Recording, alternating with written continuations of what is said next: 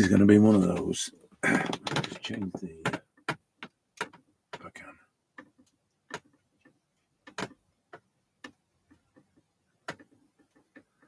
I'm trying to. Oh, that's a bit better. Still a bit. Yeah. Not as sharp as I like it to be, but there you go. Right. So I'm. You know that thing in the morning. But I think we all must do it. It's not, you go to YouTube for the news. So nobody turns the television on anymore, and it starts recommending things because YouTube knows you so well. I hate that. I hate that thing of a machine knowing your habits and predicting and suggesting. With free will and free choice. Gone, I'm afraid. Which is kind of like the creativity thing, it's sort of this unpredictability thing. Just for the hell of it, That's sometimes what creativity feels like, and that mechanism then pops up. I did this last night, and I was trying to talk about the working with these pastels, and some of this stuff that happens. I would highly recommend using colours that aren't right, because it's exciting. You know what I mean? It's to make copies of faces. I saw a guy this morning on his Instagram, and it was just stunning. These figures, naked figures, sort of crouching and whatever, just stunning.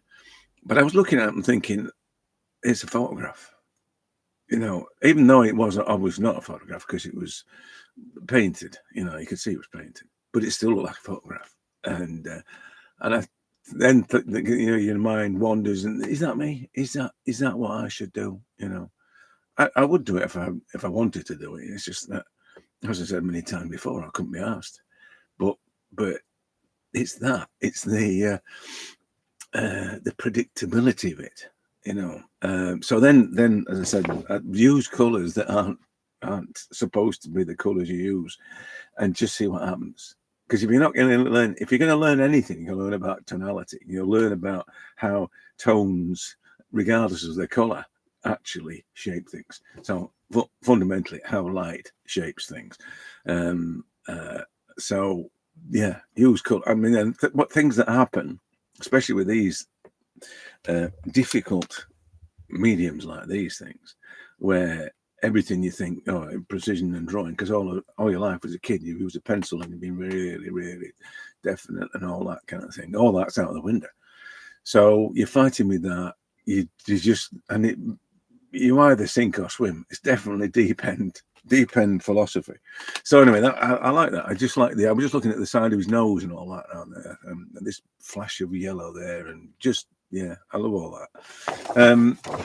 And I wanted to make it more finished. I was like desperate because I was trying to explain. If you saw the video, I'm trying to explain about using these pastels, and felt I was failing miserably because somebody was, and they had decency to ask me, and I didn't respond in what I thought was an adequate way, but I did try.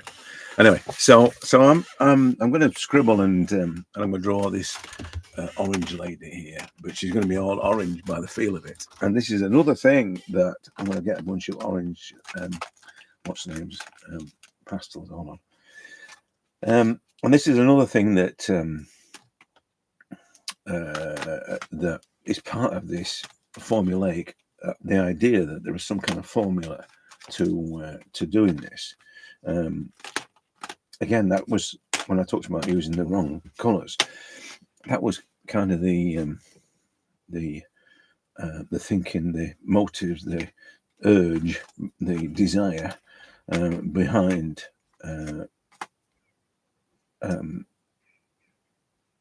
this kind of random unpredictable approach.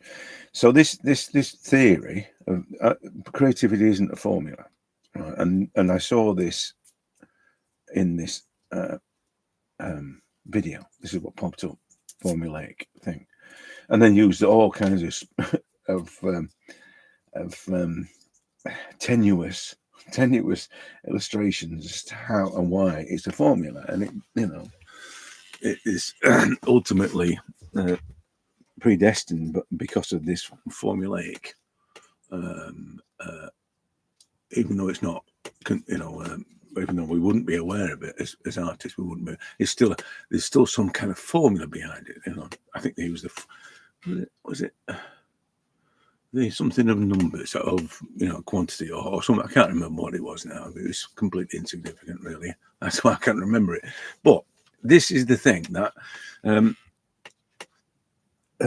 unpredictable and which is creativity. For me, creativity is unpredictable and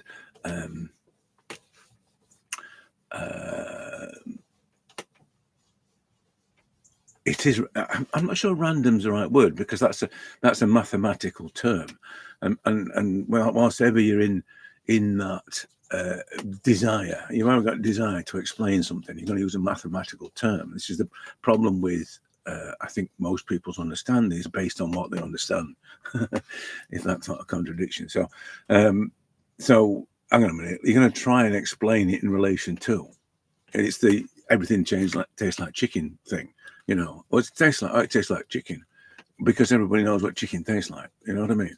So that's the problem with these examples, these kind of investigations into creativity. They don't know what it is to be creative. They've never spoken to anybody who's been creative or experienced what it is to be creative, and yet they're pontificating and literally and telling us with graphs and charts and everything else exactly what it is to be creative, when they don't know. I mean, even the people like us who are creative struggle to know what being creative it is. We just know we like doing it. That's about the closest we can say. It's great. I love it. I love doing it. It's probably what I would say if anybody asked. But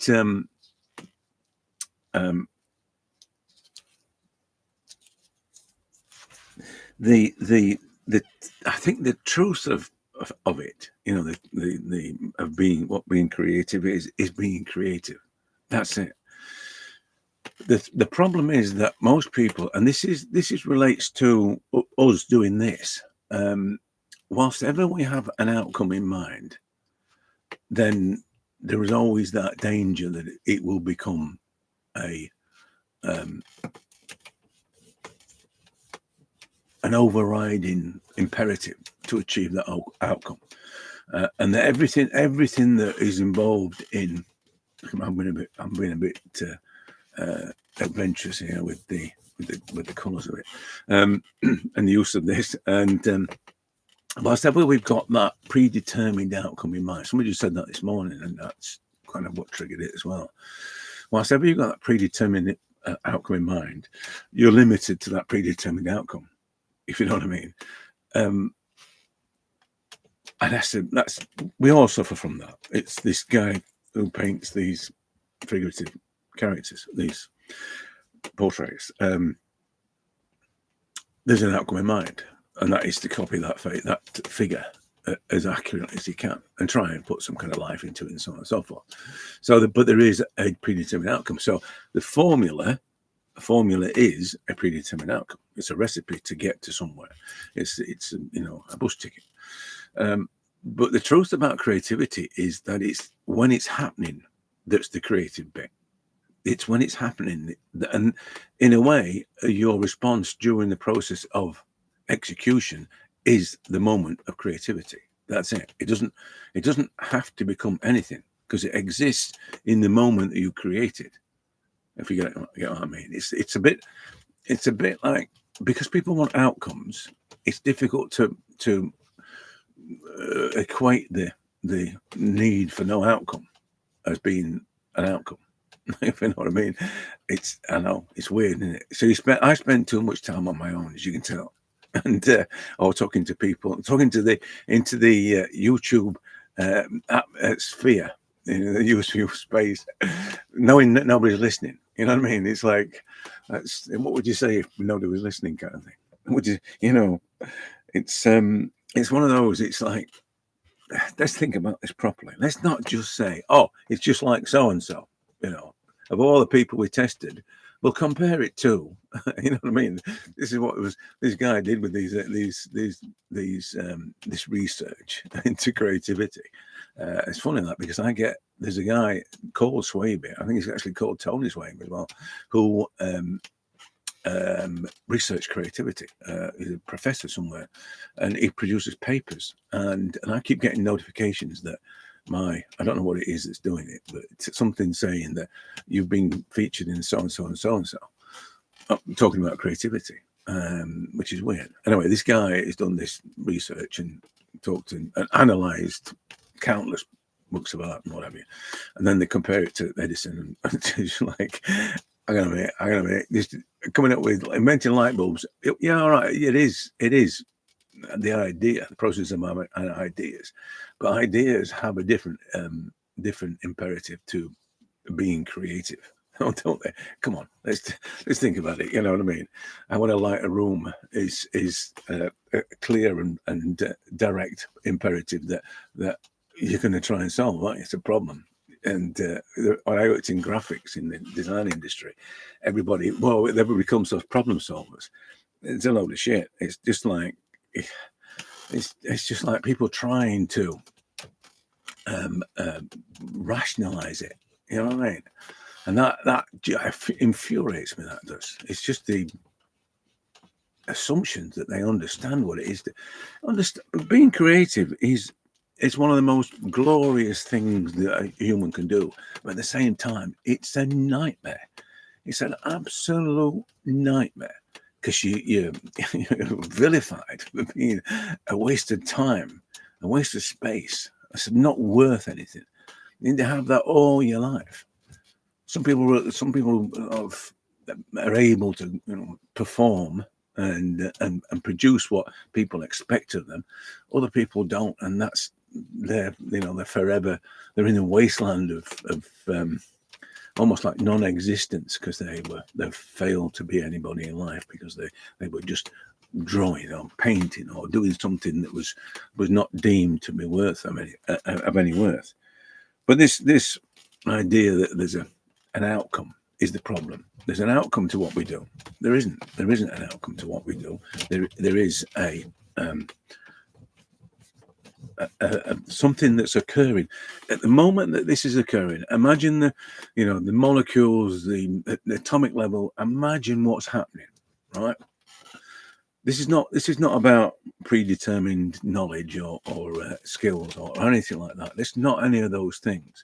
There is something that occurs that during the process of being creative that it makes the cosmos wobble, if you like, and that thing cannot be quantified. It's a bit like the old photon thing, they don't exist until you look at them thing. It's a bit like that. It's at that kind of level that humans are being creative. Humans that are creative exist, or humans being creative, full stop. But imagine that, trying to argue that, or trying to analyze that, or trying to understand that. These scientists it'd be just completely out of the depth. It's just not within their brain power to understand what it is to be creative, let alone try and create a formula for being creative. But as I said, my thing is that it is something that is completely unquantifiable. The unpredictable desire to do this is probably the most difficult thing for people to understand, because as soon as you start talking about it as doing it, a lot of people will just resort to calling it some basic function. I'm going to learn to draw in this particular way or whatever, and ultimately then it becomes the craft thing. then it's all about the craft and the execution and the development skills, and and just the usual sort of route. And that's what people do. That's how it works. But in a way, that's kind of a waste of time. It's a waste of time. I think people get closer to the truth, the people that talk about it in terms of its spiritual value, if you like. Although I'm not talking about religious spiritual things. I think the human spirit is what I'm talking about. I think people talking about it in that context probably are closer to the truth of what you experience or what creativity is about. But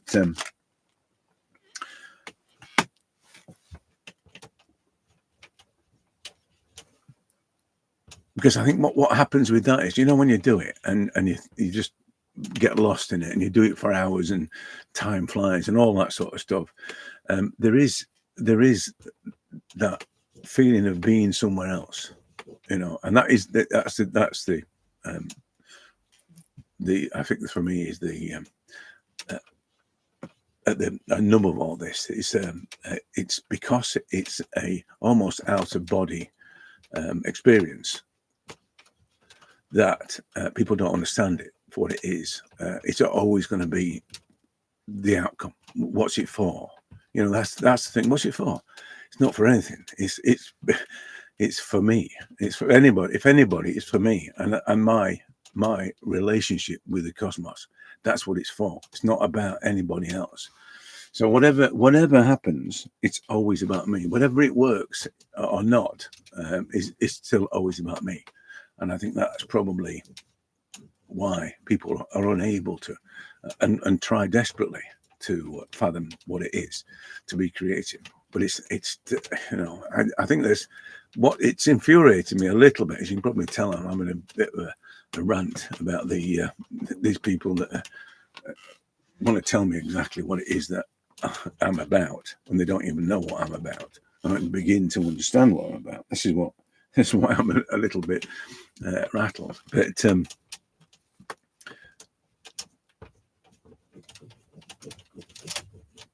I think the way that it impacts on everybody, because people are going to look at these things and think that these doctors and whatever they are know what they're talking about. You probably need, the best thing would be to talk to real artists, to talk to, and I don't want to be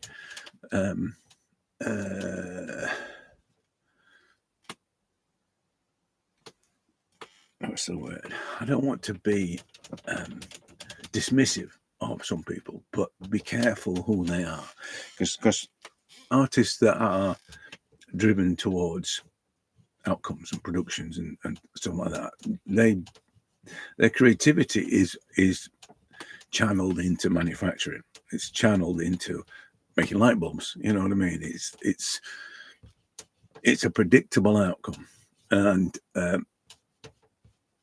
the outcome, it being the opposite word. It's not, if you want to talk to people that really understand the game, they're probably going to be people that have never seen success. They're probably going to, because they don't concern themselves with outcomes, and that is the problem, because those people don't fly near the flame. They're never really given the opportunity to dance in the spotlight. So you're never going to see them. You're just going to see the people that do, the people that actually produce the things that the professors and everybody else calls creativity. They're going to be the people that you'll see, but they're not the people that are going to help, because they're the people that are going to make you that like them. And being like them is not what you want to be. You want to be like you. So this is the whole thing is, this is why it ends up being a simplistic, there's a formula. This is why it ends up being like that, because it's difficult.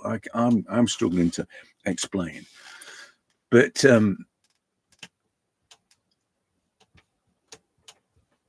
I know that I feel different. I know that I feel different to these people who are trying to rationalize and formalize what I do. I know I feel different to those people, that I disagree vehemently, as you can tell with what they're saying. Don't ask me why. I think that's part of being creative. I don't have to tell you why I feel like that. I just feel like that. I just feel as though they're taking liberties with what, who I am and what I do.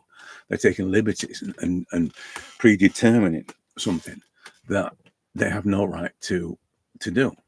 Because all of a sudden, it's like somebody said in one of the comments about, someone says to them, "Are you a professional? Did you go to college?" and all that. People are being predefined as a consequence of this kind of examination of what it is that we do, and that's wrong. It's like being judged before you even get a chance to say who you are, prove who you are, and I hate all that. I think of all the, creativity is one of those things where it's defiant. It's about being defiant and being indefinable. We're like enigmas. we just. How dare you think I am like that? How dare you think I'm quite the opposite? I mean, I don't think that in a deliberate way. I don't want to just be different for the sake of being different, but I don't want people to think I'm the same as them. Does that make yeah, that makes sense. I think all my life I've always felt that the need to say, no, I'm not like you. No, don't judge me like you judge. People do that to me now. They'll say, "Oh, there's no way you can do 4,000 drawings in 5 years. It's just, you'd have to do." Even ChatGPT didn't believe me. It's when I asked it to do an overview of me and what it felt, and it was quite scathing. It said, if it is true, it said, if the numbers are true and can be corroborated, then he would have to do at least 2 a day. Well, first of all, how dare you, Mr. ChatGPT? Who the hell do you think you are? You ones and zeros. A bunch of ones and zeros. Is that a racist term? When AI becomes sentient, can we be racist towards AI? I hope so. Because I want to tell it what I think of it. Because what's the guy from Google? He thinks that AI is the next evolution in humanity in as a species. Clueless, deluded people that are ruining our world. It's just terrible. Anyway, these are the people that are trying to work out what creativity is. Same people. There's no wonder that we're all a bit confused and bedazzled. And yeah, so as I said, it's that I'm just meandering now. I'm just wandering all over the place.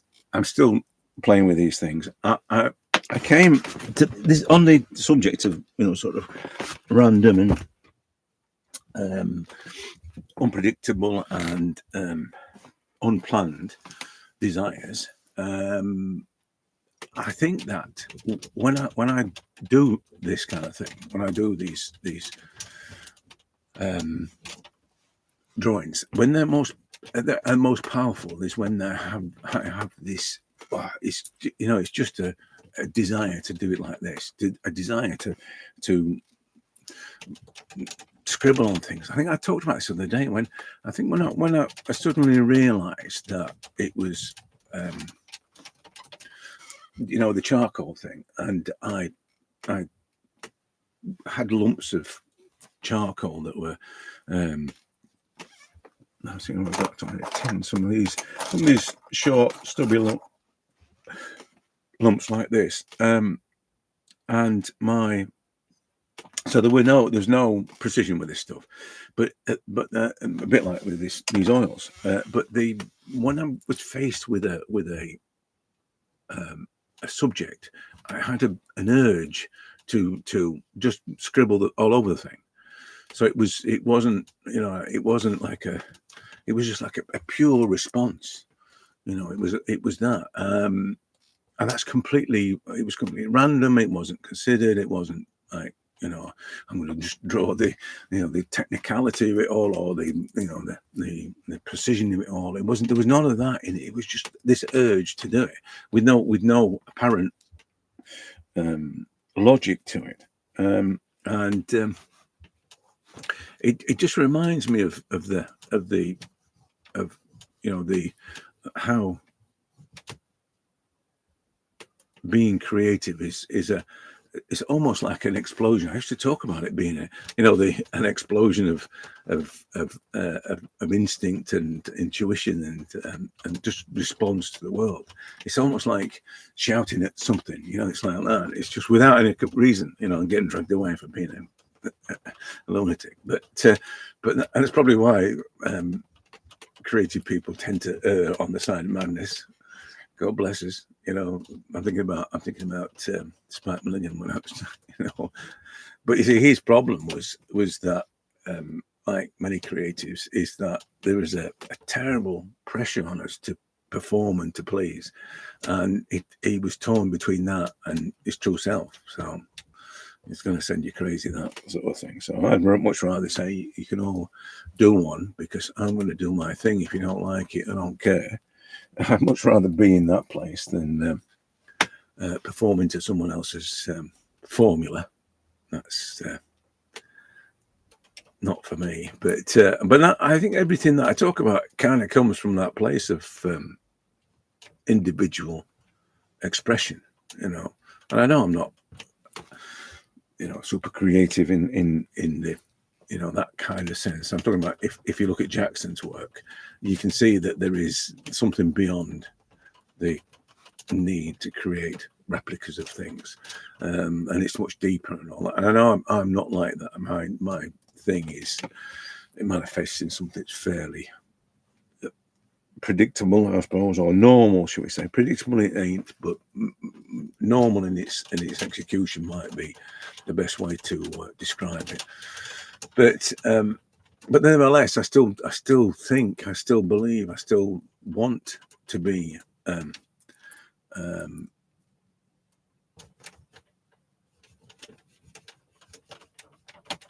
experiencing creativity. I want to be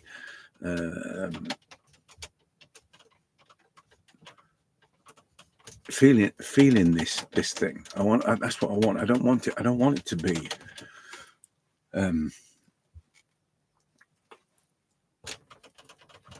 the usual bus ride. I don't want it to be that. I want it to be something that, and with that comes all the problems, the failure stuff, the presumed failure, or the defined failure through comparison or whatever. All of that comes with this desire to experience and to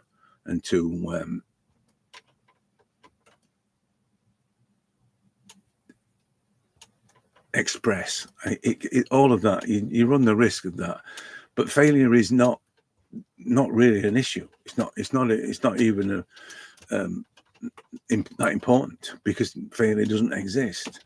Since in my world, creativity is right now. This is creativity. Whether it becomes something or not is irrelevant, but it is in the moment that you create that creativity exists. That's the profoundness of it.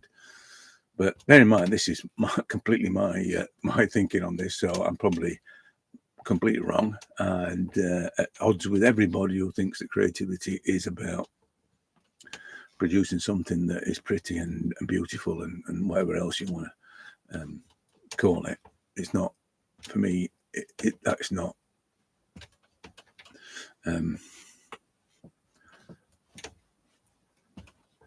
not the case. But as I say, I'm probably out of odds with everybody else, so that's how it is. That's how it is. As Robert Enright said, that artists have to run have to be at odds with everybody else. It's the way that creativity works. It doesn't thrive in crowds.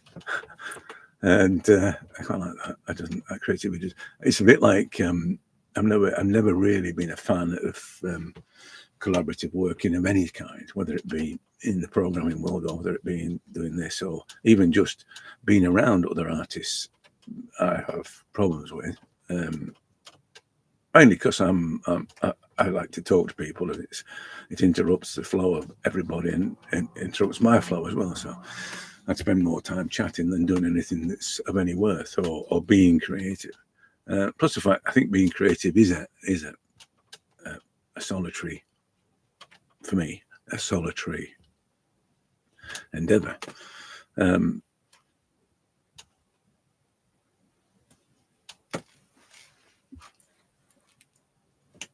Yeah. So I think I'm ranted out, if that can be a term. That not ratted out. I'm ranted out. I've just gone full tilt on creativity, and only because I was a bit riled up about that.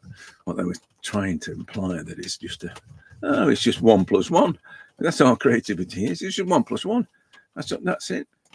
Thank you. That's really fulfilled my, or it's really giving me more understanding of what it is that I am.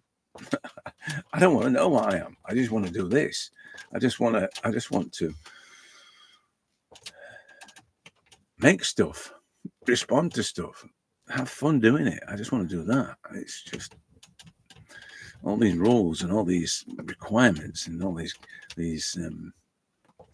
things that I must conform to. I must be like this. And, you know, that's just blown everything out of the water for me. I'm no longer special. It turns out I'm not as special as I thought I was, which is disappointing. Anyway, I'm going to finish off with this, and let me just. I'm trying not, as you can probably tell, I'm trying not to get into any kind of drawing rut with this. It's going to be as loosely drawn as possible, because I'm manifesting my pure creativity. I'm just trying to be as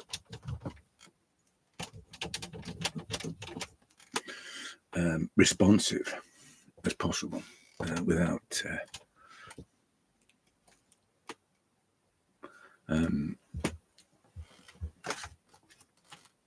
resorting to drawing. I think the hardest thing, and this is another thing that I don't think people get, is that the hardest thing is that once you acquire skills, it's hard not to use them. This is the thing, you know, that thing. Oh, you're going to go out and learn lots of skills, and then you're able to apply them and all that. I think that's the problem. I think I've got skills and I'm trying not to use them, because I want it to be more about the pure response than about whether or not I can get the eyes in the right place. You know what I mean? That kind of thing. But it's just hard. It's hard not to, you know, when I said I'm trying not to draw the mouth, it's hard not to draw the mouth, which seems strange and seems against what everything that people talk about and what they say. But it's true. I just don't want it to be a drawing, just another drawing, a drawing that's just, you know, built on my experience of drawing. God knows, well, it's over 4,000 now. So, but I don't want it to be that. I don't want it to be because of that. Because the in this stupid video, it was saying about, you know, the artists do it thousands of times and then one day they're able to achieve a masterpiece. Who decided that it was a masterpiece? It may have been a masterpiece in the first place. What? It's just like this. This is such stupid talk. I can't. It's obviously not spoken to a real artist, as I say, during the process of putting together this information. But that putting that out there all of a sudden, of all the kids that are going to do this, and all the people that really have got creative souls are going to see that kind of thing, and it's just going to poison them. It's going to poison them, thinking that, oh, you've got to do it 1,000 times before you. It may be so if you're making light bulbs, or maybe so if you're a scientist, or you're trying to develop a vaccine. You've got to do it 1,000 times. That's not what creativity is. creativity, it can be the very first moment that somebody spits their fire onto the paper. That can be the most creative they'll ever be. Whether it's a masterpiece or not is irrelevant. Whether you want to call it that stupid word, who defines those things? Those judges on those game shows? I don't think so. Do you?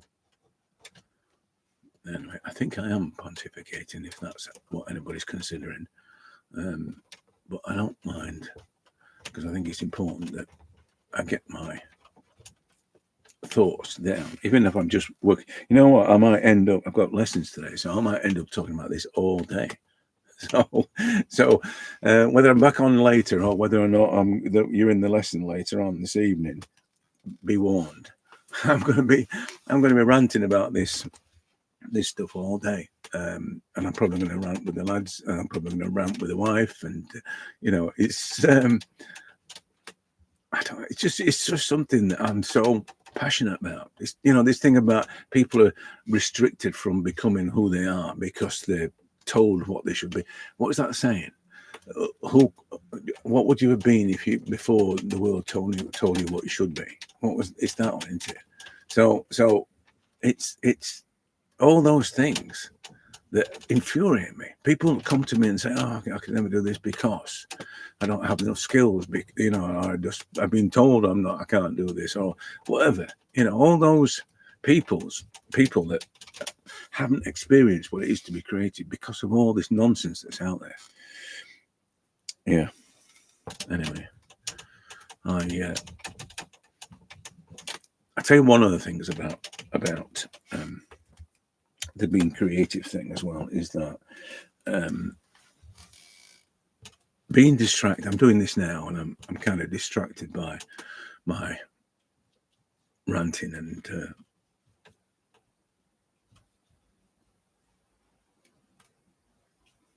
occasionally. It just slipped back into being concerning this, but doing something whilst being creative, creating whilst thinking about something else.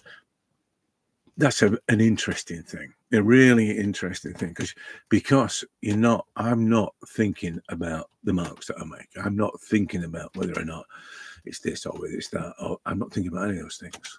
So, but somebody's driving the bus, and I've said this before about when I'm drawing sometimes, and I'm talking about stuff, and I talk about completely irrelevant stuff. Somebody else is drawing, and I'm just watching them draw. That's fascinating. So what is that? What is it's not autopilot. I'm not an autopilot. So what is it that's doing this? Am I two people? Am I schizophrenic? Am I, what is it that's drawing? Who is it that's drawing? That's a big question, isn't it? Who is it that's doing this? But it's a great way to find out who is drawing. And people do this with music, but the problem is with music is that it's mood affecting, and since this is an emotional process, then if your moods are affected in any way, then it's going to impact on the way you create, obviously. But that's one way of disconnecting from the reality, from the person that you are on a day-to-day basis, so that you could allow this other person to sort of take the wheel for a bit. That's one way of doing it, but I just worry that it would be influenced too much by the music, and the music being created by another artist, and that other artist is then influencing the way that you're working. So it's a bit messed up, really, that. And I say it's the reason why I don't like my music, because I just think that if it affects my mood and determines the way this happens, then I don't want that. I want it to be purely me. This is what this is. This has to be purely me, not somebody else's influence. But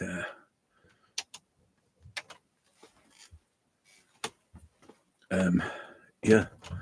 Anyway, I think I'm just about done with this. I think I'm just about to talk. That's what I'm trying to say. Is that I may have deviated. I may have gone off piste a little bit, but I think the most important thing is that this isn't a formula, and it isn't about outcomes. It happens in the moment. Creativity exists in the moment, and to some extent doesn't exist afterwards. And that's a crazy concept to get in around. But once it's being created, it's no longer being created. That's I kind of love that. I kind of love that whole idea of that. It's no longer impacting or influencing, the cosmic world. It's suddenly, this is all a bit.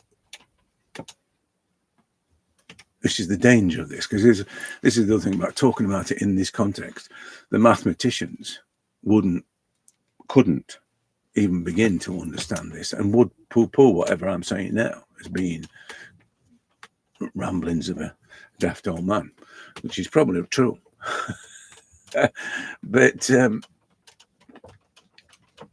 if we can't, this is the thing about creativity, if we can't have our own voice, whether it's the words that I speak now, whether or not it's the stuff that I do, if we can't have our own voice, then we can't call ourselves truly creative, because it's always going to be under the influence of somebody else, like the music thing. So we have to be like this.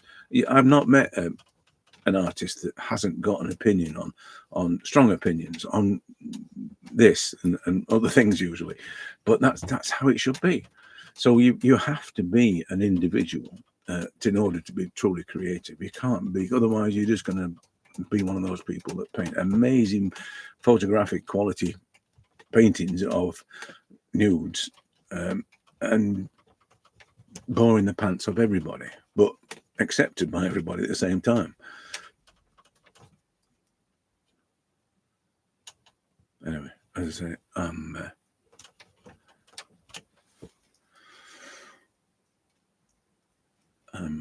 done.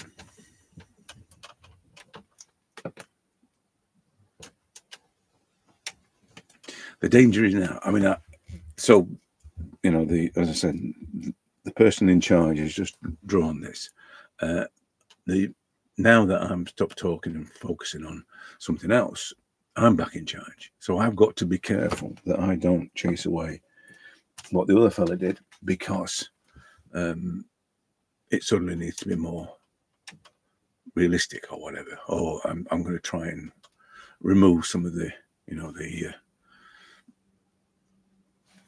spontaneous elements by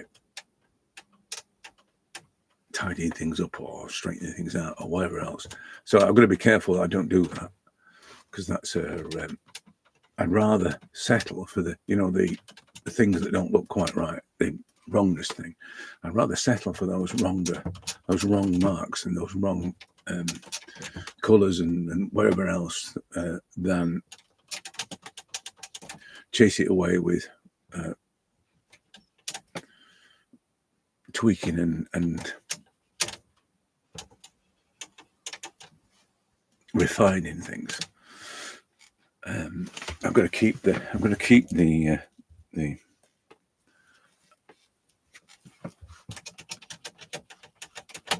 spontaneity, the life, the creativity. I've got to keep the creativity in it. That's what I'm going to do. So yeah, it's really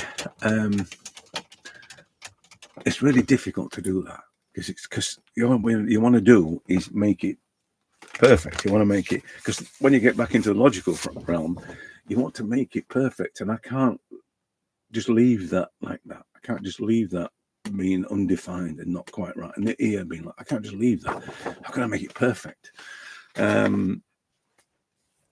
Because of the real world condition that we've gone through, and this is how I was brought up, I suppose. In those early days of what I used to do, it looked real. It looked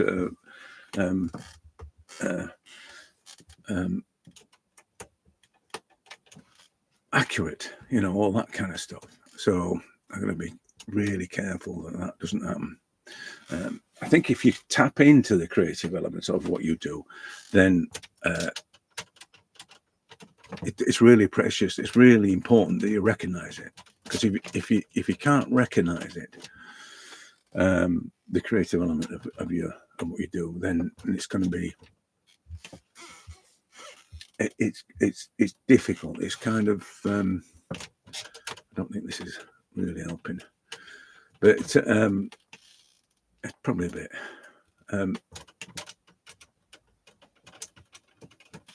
Because if you can't recognize it, you're going to drive it away, and that thing is that creative, whatever component that is in there, is the thing that makes it special.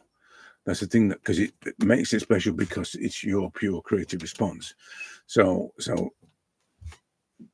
you've got to learn to recognize it, learn to see it, and not scare it away, if you know what I mean.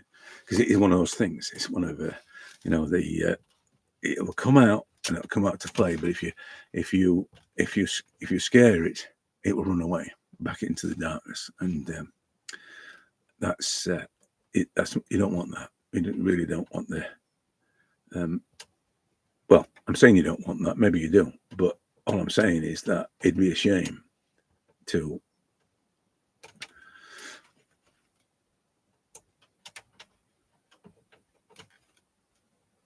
scare away your true self, and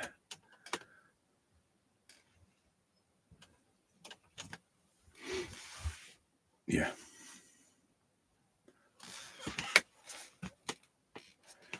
So right, I'm going to go now, because I'm on the verge of, as I say,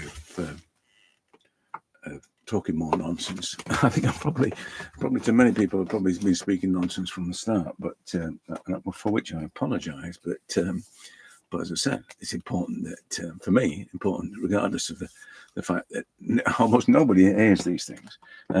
What I say, regardless of that, it's important that I put my thoughts out into the cosmos. You never know. Even if it makes some impact. It's a bit like the Robert Henry book. I didn't see that until what year is it? I think it was last Christmas, and it was 1923, was it, when it was published? So that's 100 and whatever years since he did it, and I didn't get to see that for 100 and whatever years. So if I put something out now, maybe in 100 years' time, someone might say, "Oh no, this guy was talking about the fact that creativity exists in the moment, a fleeting moment, a bit like a photon."